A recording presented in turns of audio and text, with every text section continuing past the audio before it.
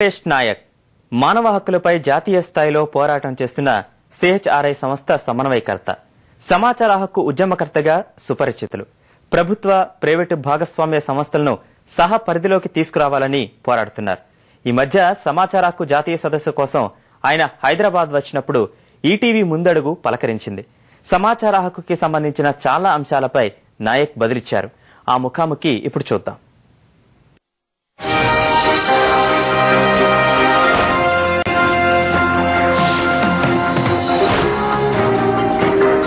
దేశంలో సమాచార హక్కు చట్టం ఎలా అమలవుతుంది, వాటి తీరుదెన్నులను వివరించేందుకు సహ ఉద్యమకారుడైన వెంకటేష్ నాయక్ మనతో ఉన్నారు. వారిని అడిగి మరిన్ని వివరాలు మనం తెలుసుకుందాం.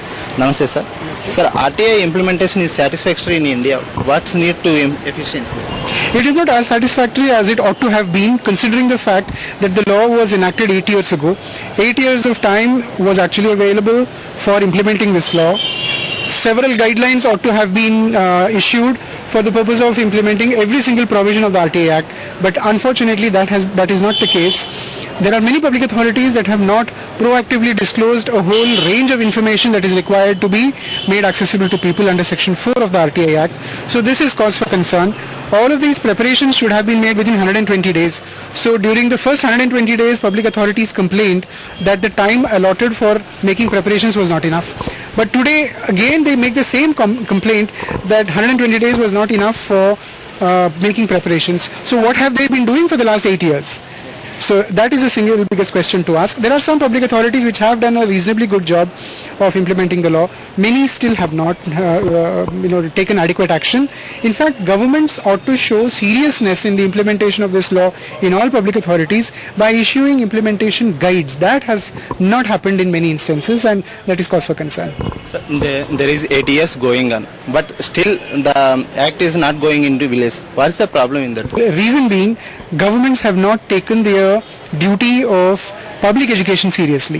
Section 26 of the RTI Act very clearly says that governments must prepare and implement programs for educating people about their rights of access under the RTI law, with particular focus on disadvantaged and vulnerable segments of society.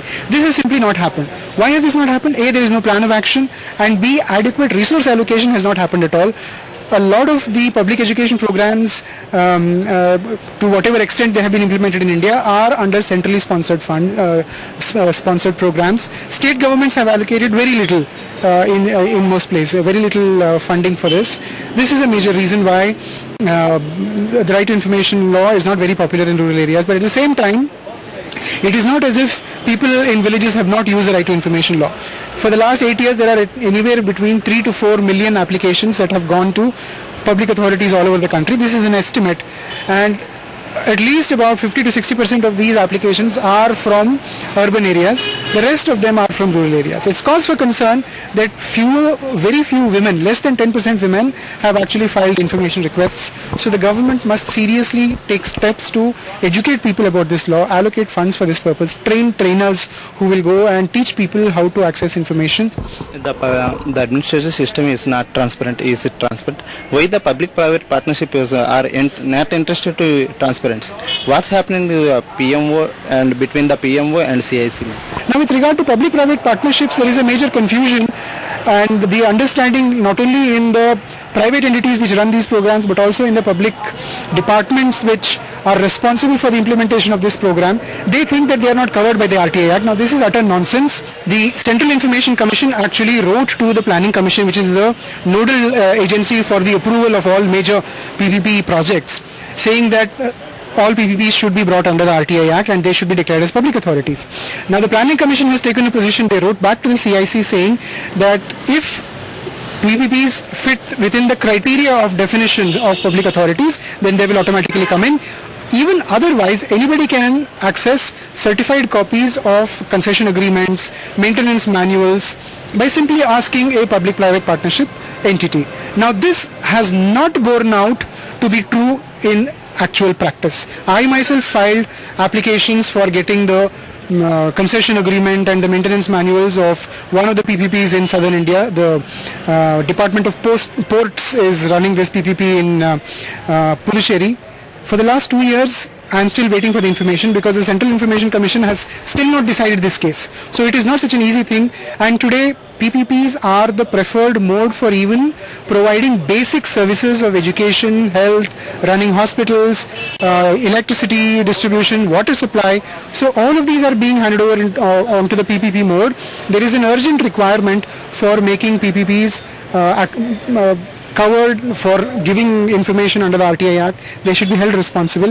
Okay, recently AP government has appointed 4 new commissioners. There are some political backgrounds. Is it proper, sir? What happening in the RTI Act in this? If candidates with political background who continue to be associated in some way or the other with political parties have been appointed in Andhra Pradesh as information commissioners, this is completely illegal. Governments must actually make the effort to identify people from these fields of specialization through a transparent process. It is not enough to merely identify specialists, but the process of identification itself must be transparent and it should be participatory. People should have the opportunity to make applications for these posts, and then reasons must be given as to why somebody has been preferred over other people. If somebody has been found to be disqualified or not eligible for being considered as a candidate for appointment, then those reasons for not considering them should also be made public. And finally, what's the obstacles faced in the RTI Act implementation? There are major obstacles. One of the obstacles actually is right now the fact that many information commissions, at least 7 to 8 information commissions, have stopped functioning because of the Supreme Court judgment which said that the process of appointment must be made more transparent, and also because the Supreme Court said that every second appeal or complaint relating to RTI must be decided by a 2-member bench, out of which one person will be a retired judge and the other person could be a subject expert. Now this has created a lot of confusion. The whole judgment has been challenged by the Government of India, NCPRI stalwarts and other organizations like the Commonwealth Human Rights Initiative have intervened in that matter. Arguments were made before the Supreme Court in December last year. The matter was reserved by the bench. Many commissions today do not have a single member. For example, Goa does not have a single information commissioner. Madhya Pradesh Information Commission doesn't have a single information commissioner. Pendency is increasing. So the governments, the central government along with the state government, should immediately take steps to get this review process of the judgment completed, to approach the courts, make the necessary applications and get the matter sorted out. దేశంలోని అన్ని రాష్ట్రాల్లోనూ సమాచార కమిషనర్లు పూర్తి స్థాయిలో నియమించినప్పుడే ఈ చట్టం పూర్తి స్థాయిలో అమలవుతుందని నాయక్ గారు చెబుతున్నారు. కెమెరామెన్ నరేందర్తో గోపికిషోర్, ఈటీవీ న్యూస్, హైదరాబాద్. కీలకమైన